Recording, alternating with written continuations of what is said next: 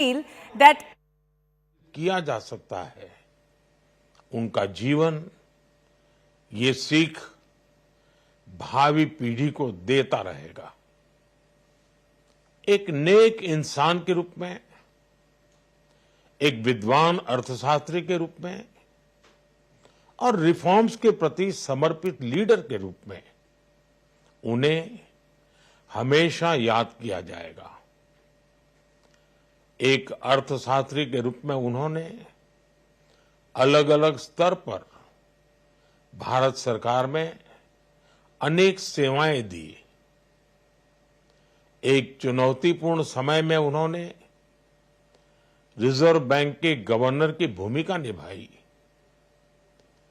पूर्व प्रधानमंत्री भारत रत्न श्री पीवी नरसिम्हा राव जी की सरकार के वित्त मंत्री रहते हुए उन्होंने वित्तीय संकट से घिरे देश को एक नई अर्थव्यवस्था के मार्ग पर प्रशस्त किया। प्रधानमंत्री के रूप में देश के विकास में और प्रगति में उनके योगदान को हमेशा याद किया जाएगा। जनता के प्रति, देश के विकास के प्रति उनका जो कमिटमेंट था, उसे हमेशा बहुत सम्मान से देखा जाएगा। डॉक्टर मनमोहन सिंह जी का जीवन उनकी ईमानदारी और सादगी का प्रतिबिंब था। वो विलक्षण सांसद थे।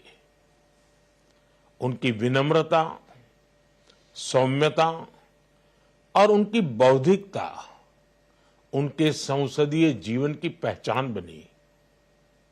मुझे याद है कि इस साल की शुरुआत में जब राज्यसभा में उनका कार्यकाल समाप्त हुआ, तब मैंने कहा था कि सांसद के रूप में डॉक्टर साहब की निष्ठा सभी के लिए प्रेरणा जैसी है। सत्र के समय अहम मौकों पर वो व्हीलचेयर पर बैठकर आते थे, अपना संसदीय दायित्व निभाते थे। दुनिया के प्रतिष्ठित संस्थानों की शिक्षा लेने और सरकार के अनेक शीर्ष पदों पर रहने के बाद भी वो अपनी सामान्य पृष्ठभूमि के मूल्यों को कभी भी नहीं भूले। दलगत राजनीति से ऊपर उठकर उन्होंने हमेशा हर दल के व्यक्ति से संपर्क रखा, सबके लिए सहज उपलब्ध रहे। जब मैं मुख्यमंत्री था, तब डॉक्टर मनमोहन सिंह जी के साथ राष्ट्रीय और अंतर्राष्ट्रीय अनेक विषयों पर उनसे खुले मन से चर्चाएं होती थी। यहां दिल्ली आने के बाद भी मेरी उनसे समय समय पर बात होती थी, मुलाकात होती थी। मुझे उनसे हुई मुलाकातें, देश को लेकर हुई चर्चाएं हमेशा याद रहेगी। अभी जब उनका जन्मदिन था, तब भी मैंने उनसे बात की थी। आज इस कठिन घड़ी में मैं उनके परिवार के प्रति अपनी संवेदनाएं व्यक्त करता हूं। मैं डॉक्टर मनमोहन सिंह जी को सभी देशवासियों की तरफ से श्रद्धांजलि अर्पित करता हूं।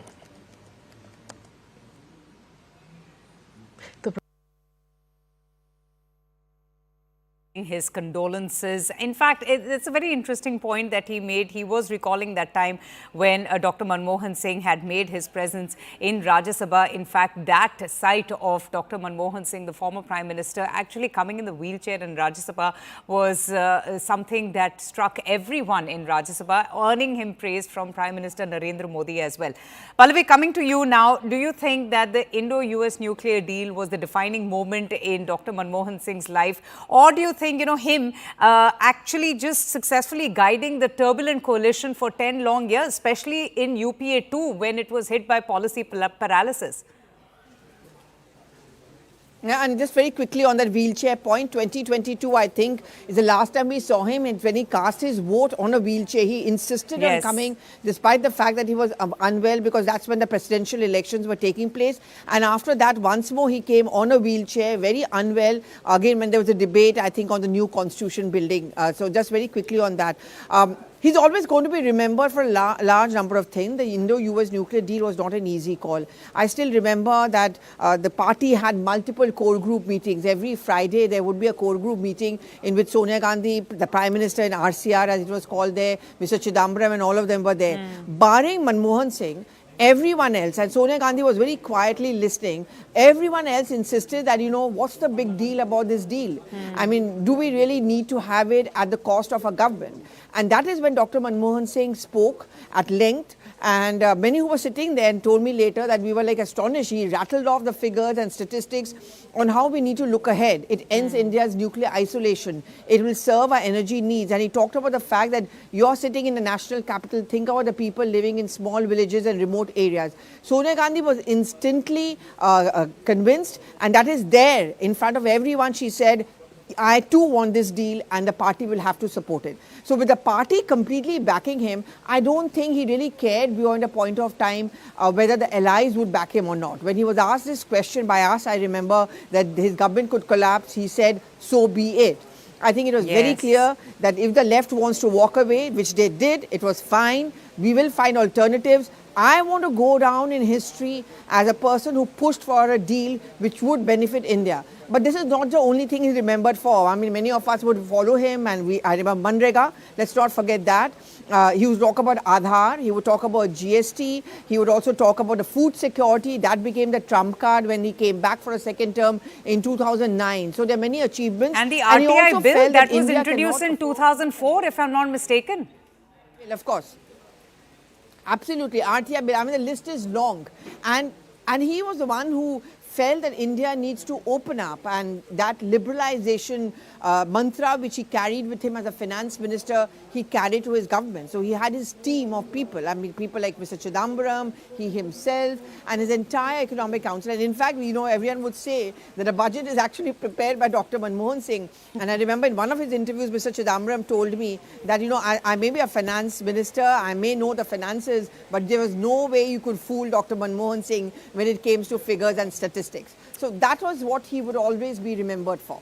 You know why I'm asking you this question? Because while we're talking to all these politicians, dignitaries who have been reminiscing about their times with Dr. Manmohan Singh, I think it's very important to even speak to journalists who have covered his entire career. Do you remember the time? I'm taking you back to the Indo-US nuclear deal in 2006 when the left parties demanded a threadbare discussion. Then in 2007, Prakash Karat said, well, the honeymoon may be over, but the marriage will continue. And then in 2008, when they decided to pull the plug, at that time, if I want to take you back, what is it that really stood out about Dr. Manmohan Singh? How did he assert himself? Why did he stand his ground then?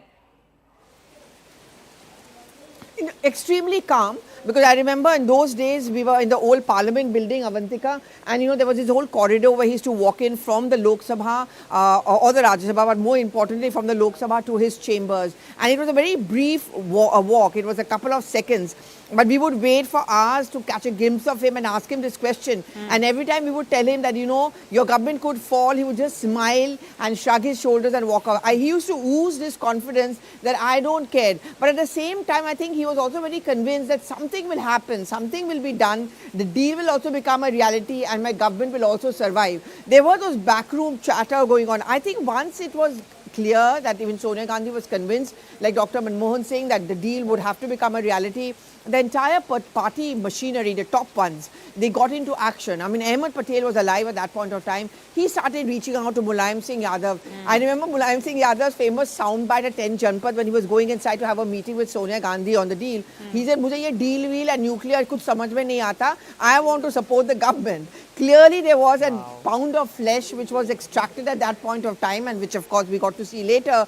But yes, those backroom negotiations were going on because Sonia Gandhi had cracked the whip on the party that I don't care, this government will have to survive and the nuclear deal will have to become a reality. Oh, absolutely. In fact, the UPA government had won that trust vote in 2008. You know, it's so fascinating, Pallavi. I'll keep talking to you, but let's also tell our viewers, you know, what an illustrious career Dr. Manmohan Singh has had, from being in academics,